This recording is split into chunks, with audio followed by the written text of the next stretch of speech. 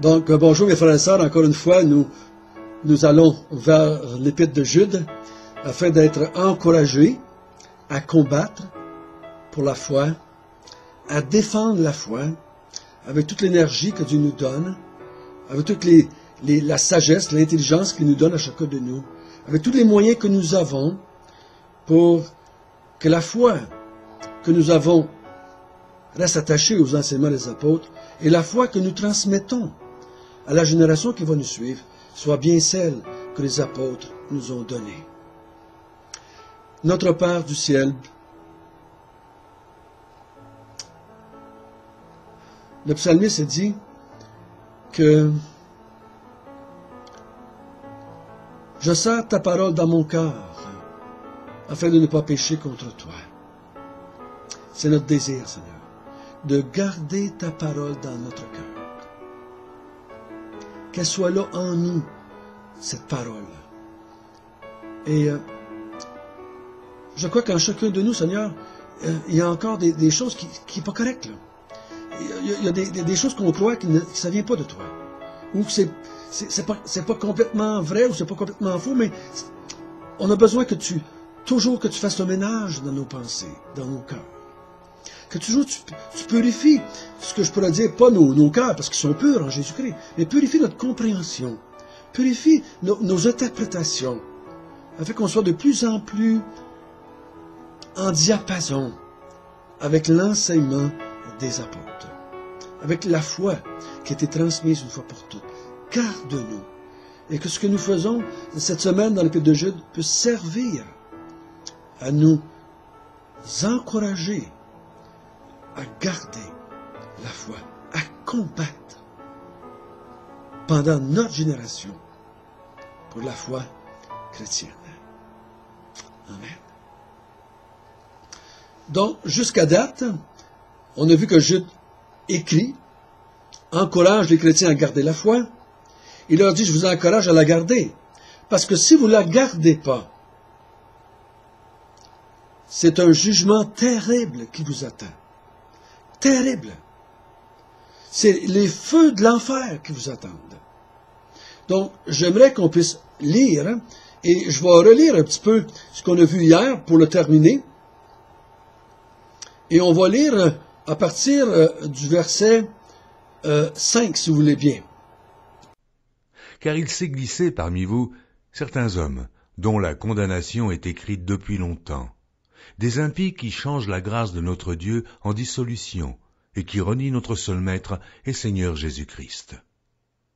Je veux vous rappeler, à vous qui savez fort bien toutes ces choses, que le Seigneur, après avoir sauvé le peuple et l'avoir tiré du pays d'Égypte, fit ensuite périr les incrédules, qu'il a réservés pour le jugement du grand jour, enchaînés éternellement par les ténèbres.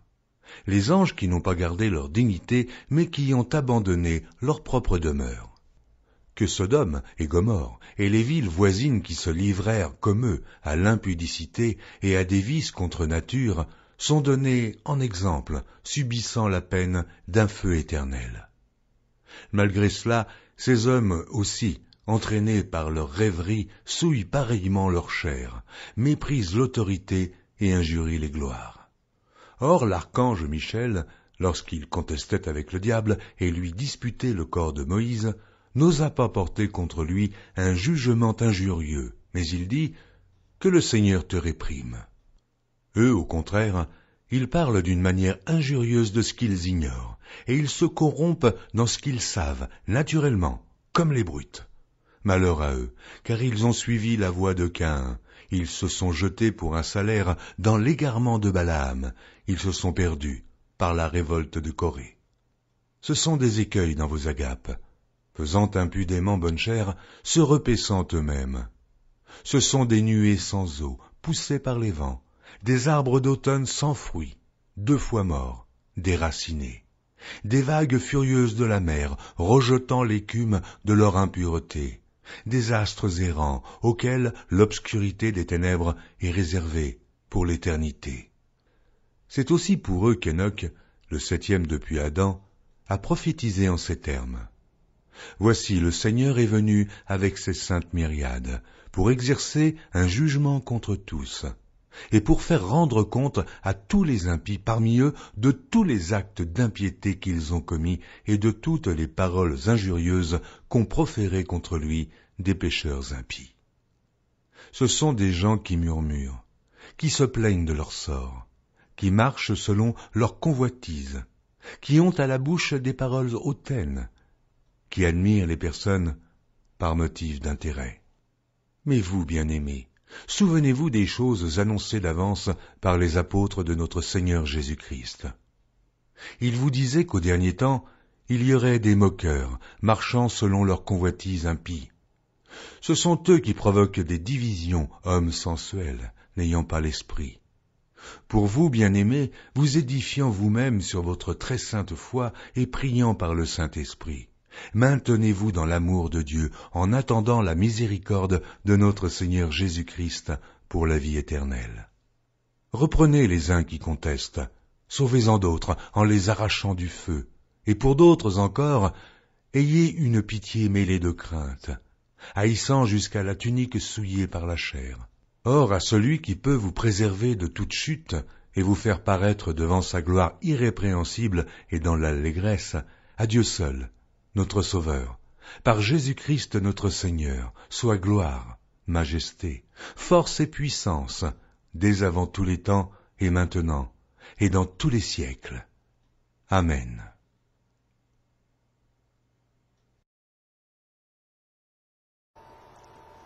On avait vu jusqu'au verset 11 hier. Il dit, il va tirer de l'Ancien Testament des exemples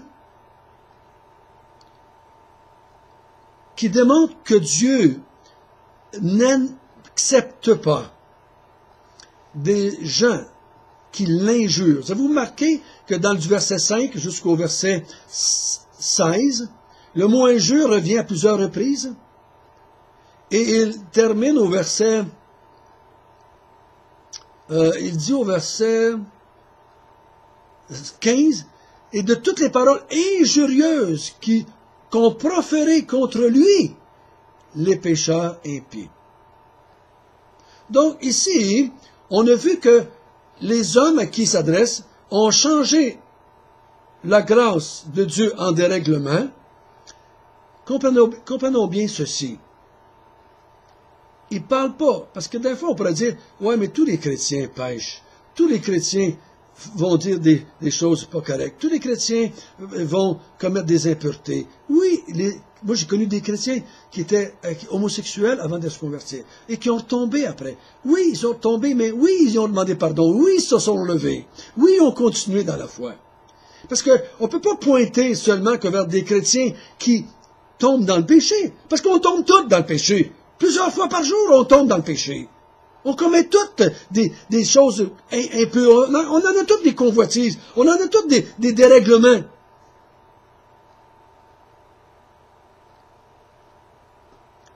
Mais attention ici. Ici, il change la grâce de Dieu en dérèglement.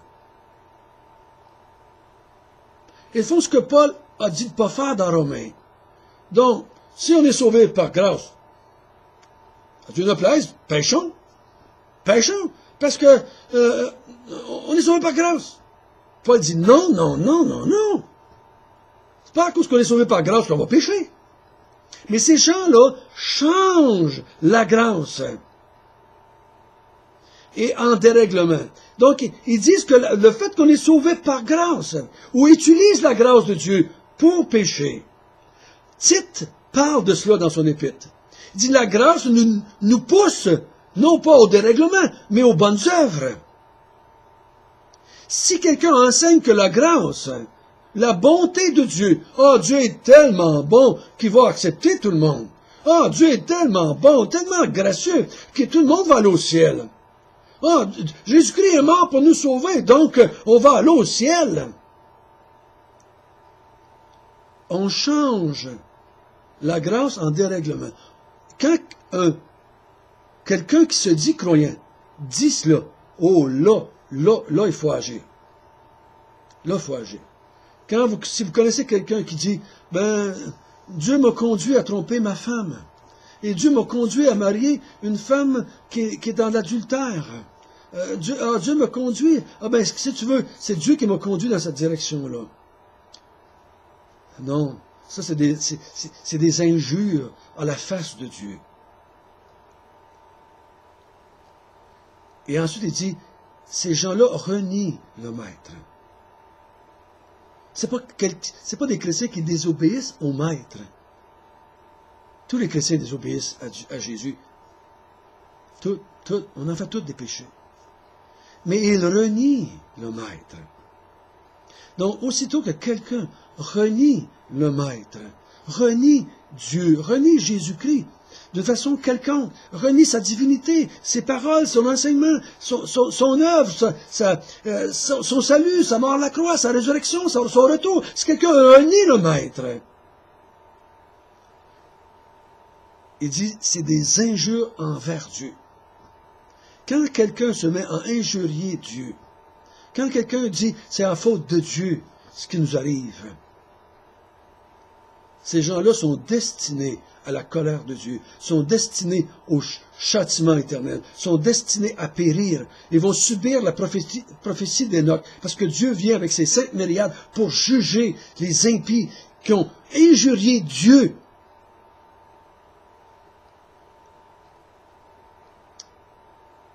On injure Dieu quand on dit que le péché, c'est pas grave. On injure Dieu quand on dit que, à cause qu'on est sauvé par grâce, on peut pécher. On injure Dieu quand on injure celui que Dieu a envoyé, puis qu'on le dénigre, qu'on dit qu'il n'est pas l'envoyé de Dieu, qu'on dit qu'il est juste un prophète sans être Dieu.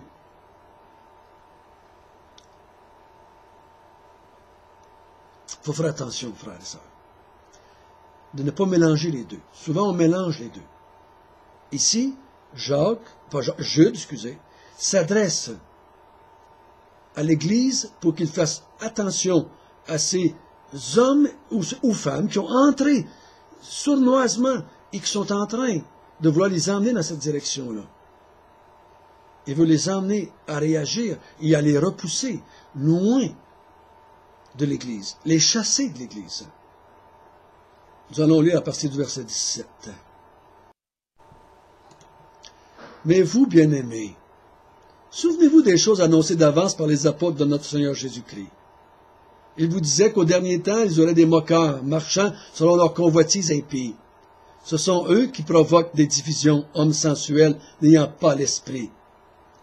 Pour vous, bien-aimés, vous édifiant vous-même sur votre très sainte foi, et priant par le Saint-Esprit, maintenez-vous dans l'amour de Dieu, en attendant la miséricorde de notre Seigneur Jésus-Christ pour la vie éternelle.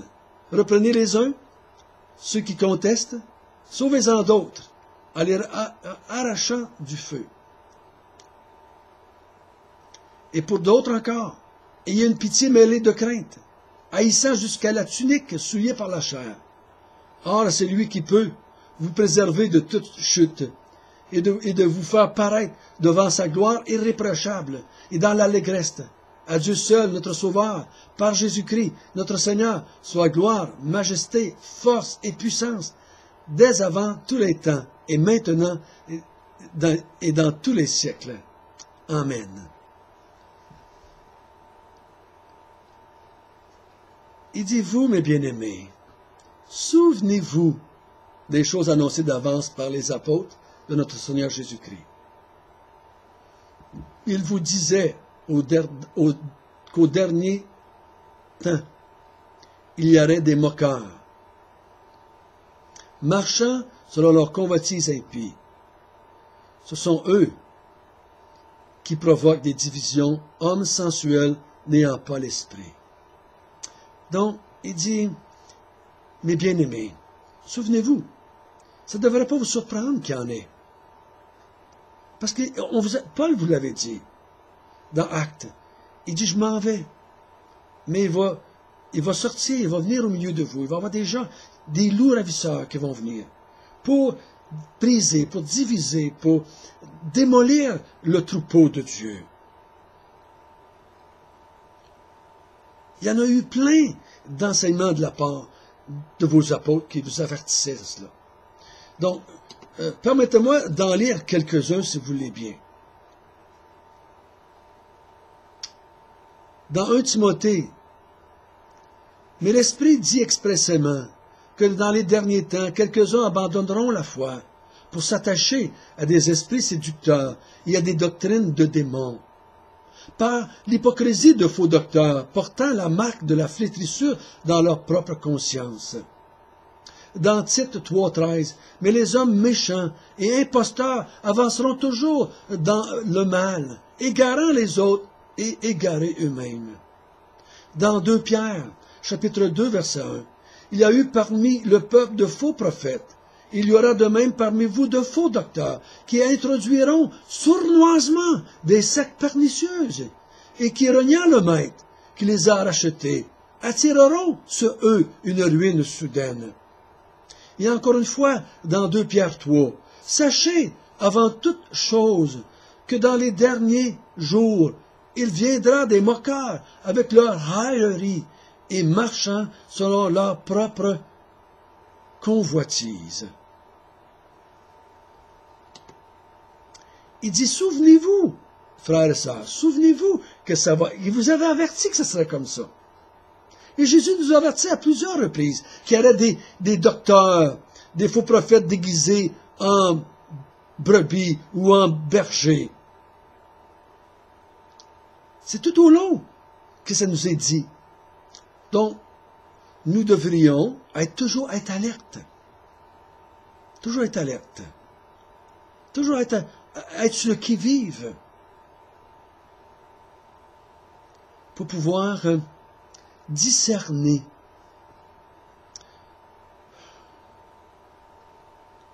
Frères et sœurs, je vous encourage à prier pour ceux qui vous enseignent. J'ai déjà dit une fois, vous n'avez pas le droit de critiquer si vous ne priez pas. Si vous priez, priez pour ceux qui vous enseignent. Priez chaque jour que Dieu les aide. Aidez-le avec toutes vos capacités, avec tous vos dons que vous avez. Je ne suis pas en train de vous dire qu'ils sont plus importants que d'autres. Ils ont reçu un appel de Dieu à faire. C'est un don qu'ils ont reçu. C'est une grâce qu'ils ont. Ils ne l'ont pas mérité. Ils ne sont pas plus hauts que vous. Mais priez pour eux, que Dieu les garde dans la vérité. Et avec les dons que vous avez, aidez-les, frères et sœurs, à avoir tout le temps libre qu'ils peuvent avoir. Alors, j'ai béni à travers mon ministère des hommes qui ont fait toutes sortes de choses pour moi et ma famille, afin que j'ai du temps libre pour me consacrer à l'étude des Écritures. Il y a des gens qui se sont occupés de mon auto pendant des années, gratuitement, pour que je ne puisse pas me soucier de cela. Ils venaient chercher mon auto, ils l'emmenaient chez eux, ils la réparaient, ils la ramenaient dans ma cour. D'autres ont fourni des argents afin que je sois libre. Même pendant les moments que je vous parle ici ce matin. Il y en a qui ont investi des bonnes sommes d'argent afin que je puisse avoir du temps libre pour me consacrer aux vidéos, à mon site Internet, à étudier, à continuer à méditer, à prier. Il y en a qui investissent pour que je sois libre de faire cela. Frères et sœurs, je ne suis pas en train de prêcher pour ma paroisse ici. Si c'est ça que vous pensez, fermez la vidéo et écoutez-moi plus. Mes frères et sœurs, faites tout ce que vous pouvez pour libérer ceux que vous pensez qui ont le don d'enseigner, qui vont consacrer du temps à la prière, un peu comme les apôtres ont dit dans Acte 6. Occupez-vous des tables. Quand est-ce que nous, on va prier, puis on va s'occuper de la parole de Dieu. C'est sérieux, ce frère et sœur. J'ai vu des mouvements en entier qui ont sombré dans la fausse doctrine. Parce qu'on croyait qu'on ne devait pas avoir des pasteurs à plein temps. On croyait qu'on ne devait pas payer personne pour étudier. Donc personne ne faisait, personne avait le temps de s'impliquer et de s'y consacrer. Et tranquillement, ces hommes-là, ces groupes-là se sont effrités, se sont éloignés, tranquillement, après 10 ans, 20 ans, 30 ans, 40 ans, 50 ans. Ces groupes-là, maintenant, sont quasiment arrêtés, ne fonctionnent plus. C'est pour ça que je crois que l'apôtre Paul a dit dans Galates, faites don de vos biens à ceux qui vous enseignent, afin qu'ils puissent vous enseigner librement.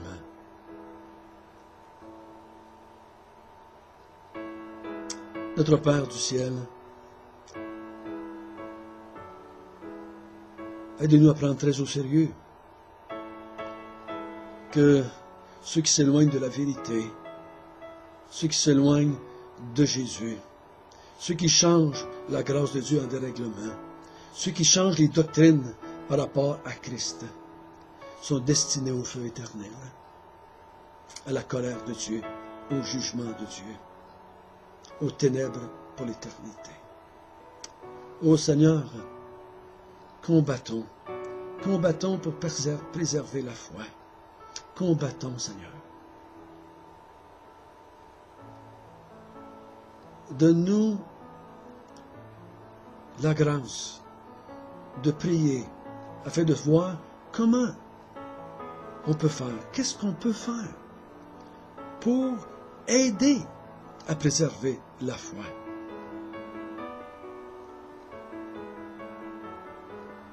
Afin qu'on puisse transmettre à nos enfants, à la génération qui vont venir, à nos enfants spirituels, transmettre la vérité, afin que tu sois glorifié par ton Église. Amen.